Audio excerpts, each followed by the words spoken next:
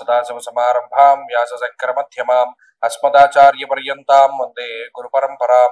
జ్యోతిష్ శాస్త్రాన్ని భావితరాల వారికి ప్రసాదించిన ఋషుల యొక్క పాదపద్మాలకి నమస్కారం చేసుకుంటూ, అలాగే నాకు ఈ జ్యోతిష విద్యను నేర్పిన గురువర్యులు జ్యోతిష బ్రహ్మ కీర్తిశేషులు శ్రీ ఏరంకి సూర్యనారాయణమూర్తి గారు, సూర్య శ్రీ దైవజ్ఞ గారి యొక్క పాదపద్మాలకి నమస్కారం చేసుకుంటూ, ఓం శ్రీ మహాగణాధిపతిర్మహా శ్రీ గురుభ్యో నమః. హరి ఓం.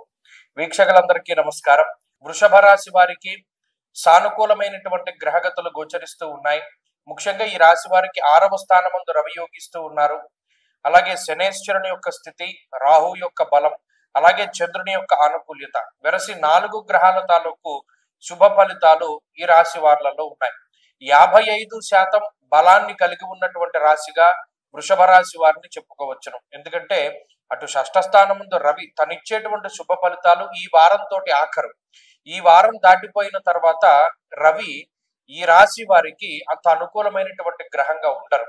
కాబట్టి ఈ రవి బలము, శనేశ్వరుని బలము, రాహు బలం ఇవన్నీ కూడా ఎక్కువగా జీవితంలో ముందుకు వెళ్ళడానికి, ఉత్సాహంగా ముందడుగు వేయడానికి, ఏదైనా ఒక పని చేయడానికి, ఏదైనా ఒక పెద్ద బాధ్యతను బరువుని తీర్చుకోవడానికి, ఉద్యోగముందు ఉన్నతమైనటువంటి స్థాయికి వెళ్ళడానికి, సమాజంలో కీలకమైనటువంటి పదవీ బాధ్యతల్ని చేపట్టడానికి, కుటుంబమందు క్రియాశీలకమైనటువంటి పాత్ర పోషించడానికి, చదువు విషయంలో ఉన్నతమైనటువంటి స్థానాన్ని అధిరోహించడానికి, పోటీ పరీక్షలలో విజయాన్ని సాధించడానికి, ఇంటర్వ్యూలలో చక్కటి ప్రతిభని కనబరచడానికి, వీటన్నింటికీ కూడా ఈ గ్రహస్థితి ఈ వారంలోనే ప్రత్యేకించి ఉపయోగపడుతుంది.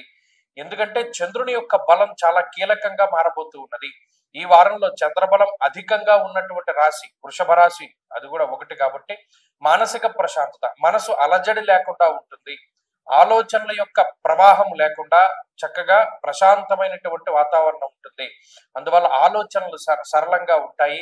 ప్రతి ఆలోచనని ఏది ఆచరించాలి, ఏది ఆచరించకూడదు అనేటువంటి విచక్షణతోటి ముందుకెడుతూ ఉంటారు.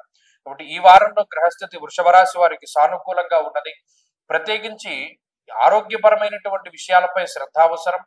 జీవిత భాగస్వామితోటి ఉండేటువంటి సంబంధ బాంధవ్యాలు, అలాగే కుటుంబంతో ఉండేటువంటి సంబంధ బాంధవ్యాలపైన కొంత ఇతరుల యొక్క దుష్ప్రచారము, దాని యొక్క ప్రభావం ఉంటుంది. కాబట్టి చాలా జాగ్రత్తగా మాట్లాడుతూ ముందుకు వెళుతూ ఉండడం చెప్పదగినటువంటి సూచన. సంతానానికి సంబంధించినటువంటి ఆరోగ్య పరిస్థితులు మెరుగ్గా ఉంటాయి. జీవిత భాగస్వామికి సంబంధించినటువంటి విషయాల్లో కొన్ని మాట పట్టింపులు కనబడుతూ ఉన్నాయి.